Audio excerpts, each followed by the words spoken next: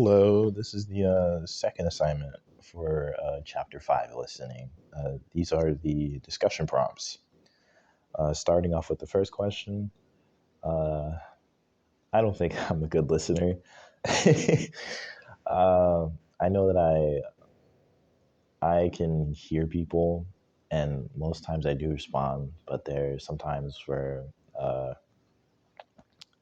I'm just I just tune out, especially with my mind. If I think the conversation doesn't really like interest me or benefit me, my mind will slowly begin to draw back and begin to think about things of my own. Uh, so I often end up asking people to repeat themselves or to summarize what they just said. And but I do practice the elements of listening often. I think.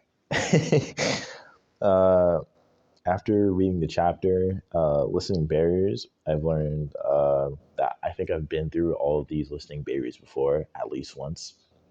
Uh, a time that I demonstrated this behavior was with my mom, actually.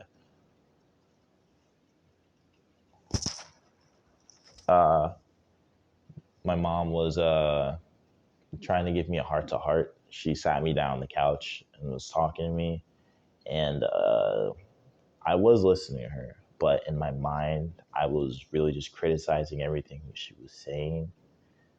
Even though I know she meant well, I was kind of just defending my behavior and what I've done in my mind. I was justifying it. So at the point where she gave me the opportunity to speak, I just basically shot down everything she said with arguments of my own, and I wasn't really getting the message from it.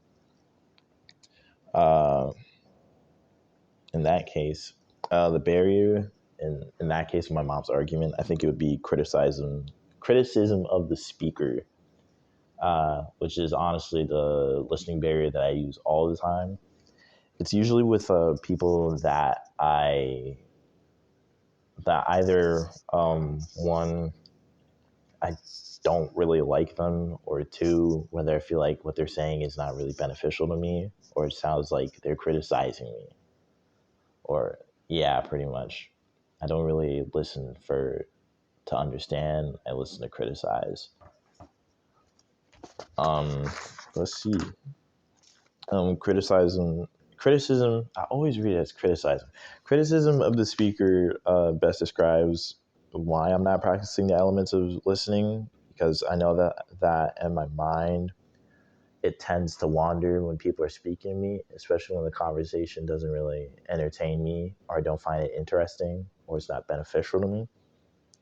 Uh, in most cases, it has nothing to do with the speaker's appearance. I think that was what was said in the chapter, that you might look at a person and if they say something to you, if you don't really like that person's appearance, you won't listen to anything they say. So you really have to just take a step back and tell yourself that you will listen to this person for what they say and not pay any attention to their appearance.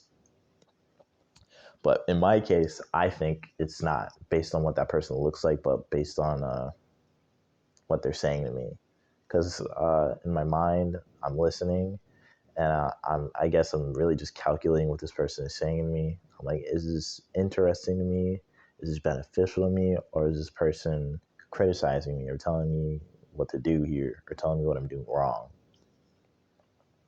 And if it's not beneficial, entertaining, or interesting to me, or in this case, criticizing, my mind will just either wander and think about something else entirely, maybe a video game, maybe a book I'm reading, or it might just lie in wait and look for something to criticize about this person.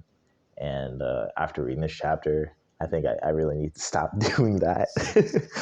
I figured if I do that, if I stop criticizing and I listen to the message, to what is said, and put my feelings in check, I think I'll be able to practice the elements of listening better.